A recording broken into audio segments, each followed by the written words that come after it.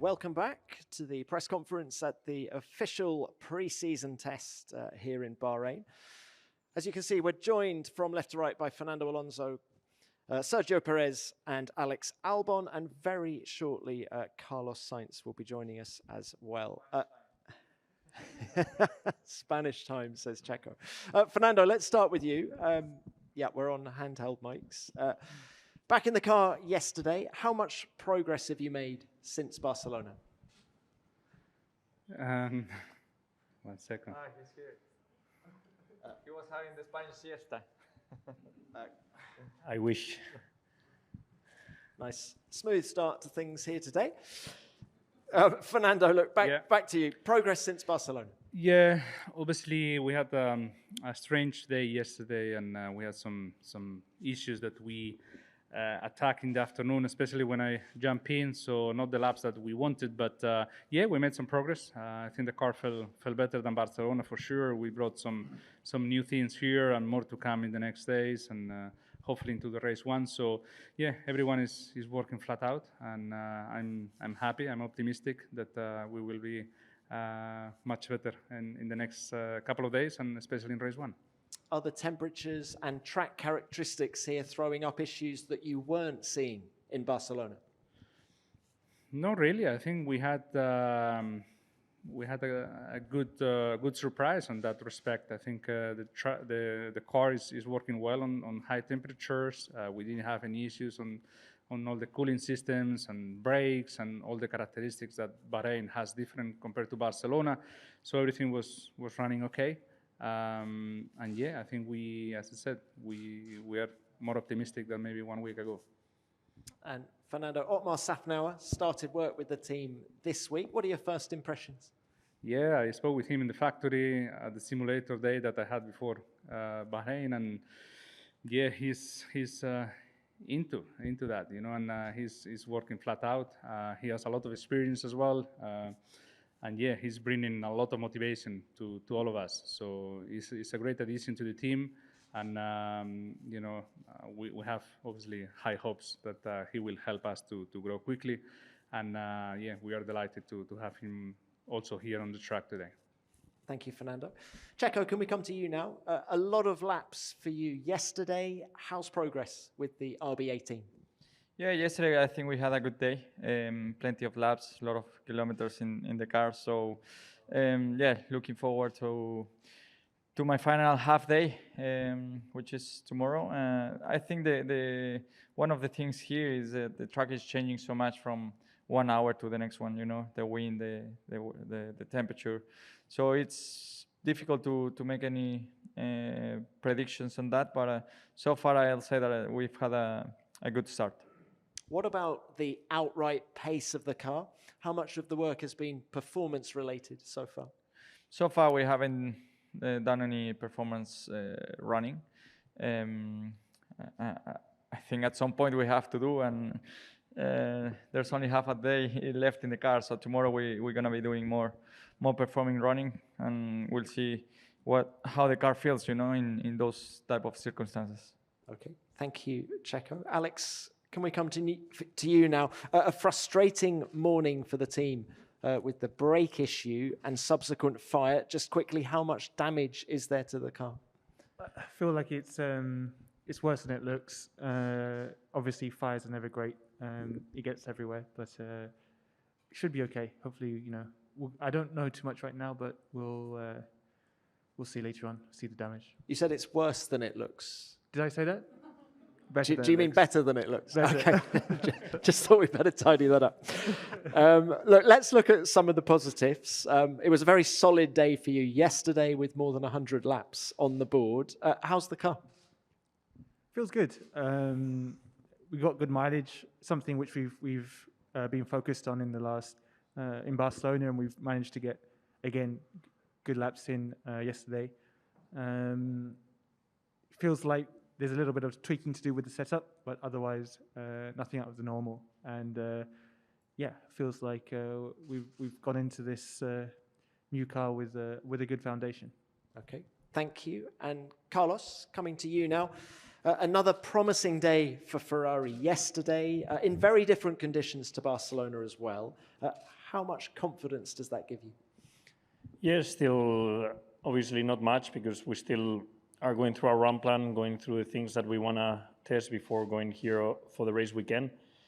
And it's still very difficult to know where everyone is, particularly here in Bahrain. Like Checo said, 1 hour changes everything. Wind direction change here can mean one corner becomes super tricky to super easy, and some track temperature up and down just means you are 2-3 tenths quicker straight away. No, so it's very difficult to take conclusions in Bahrain, even when you are testing stuff that you're interested in taking conclusions.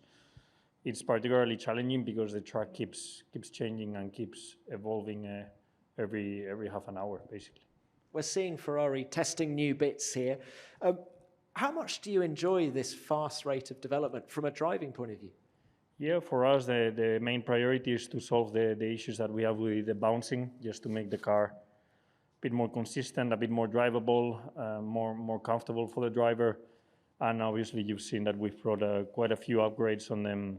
Let's call them more than upgrades. They are modifications to the floor to see if we can reduce the porpoising without affecting too much the performance, no? And some are working. Most of them are going in the right direction, which shows the team is working well and already did a huge effort in a matter of weeks or days to create new alterations to the floor to have them ready for here in just 7 days. Thank you, Carlos. We're going to go to the Zoom next, please. Let's Christian Nimmervold from motorsport.com. Christian, are you there? Yes, thank you, Tom. Question is to Fernando. Fernando, Martin Brundle recently said in a media session that he thinks you would still be championship material if you had a Mercedes. Do you agree with him? No, I hope that it's on the Alpine. So, yeah, I will disagree with that. I think we think that we can have a chance, maybe, with the new set of regulations that started this year in a short, medium-term program. The Alpine should be capable of fighting for the championship, and that's why we are here and why we work so hard. There is the budget cap in place. There are other things that Formula One went into, and I think there is a possibility for everyone, and that's what Alpine and Group Renault in general is here.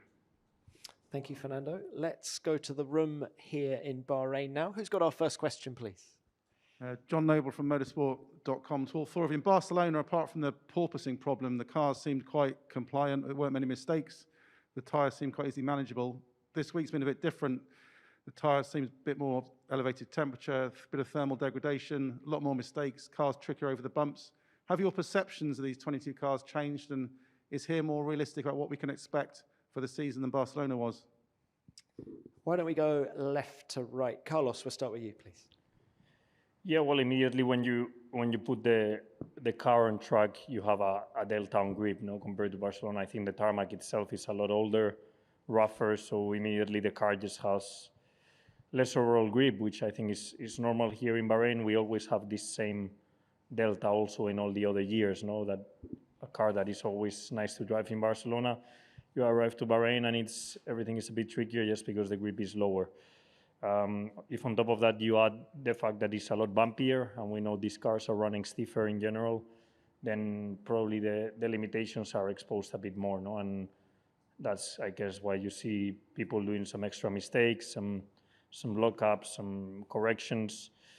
And yeah, if on top of that you add the wind, which these cars still feel relatively sensitive to the wind because they still produce a lot of downforce, then you add another variable that means the car is still going to be on even trickier. So there are 2 or 3 reasons that I think are the reasons why we are all, let's say, having a bit more fun out there playing around with the car. Thank you. Fernando, please. Yeah, well, similar comments probably. Probably we need to wait a couple of races to see really the trend on these cars. We also said in Barcelona, it seems that the high speed are quite quite good on this new set of regulations, and Bahrain is all low speed corners, so maybe it shows a little bit the weaknesses of these regulations plus the weight, etc. So yeah, it could be one of the races that are significantly slower than last year, and some of it will be matching the time lapse, but it's the same for everybody.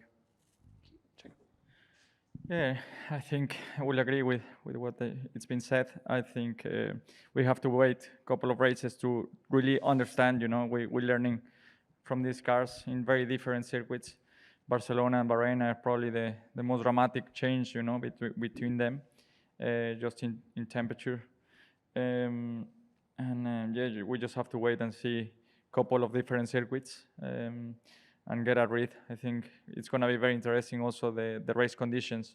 It tends to be easier to follow, but the delta and the straight, the toe effect seems to be very minor, so many things that we have to learn in the coming races that it's going to be very interesting the first couple of races.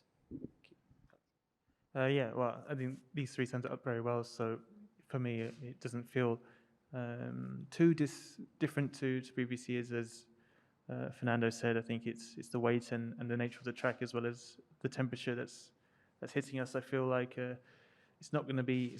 It'll be nice that it's a bit cooler come race day. I think we're operating at a very hot track with a lot of wind, and it won't be quite like that come Sunday next week. But it's definitely something to keep an eye on for the future races.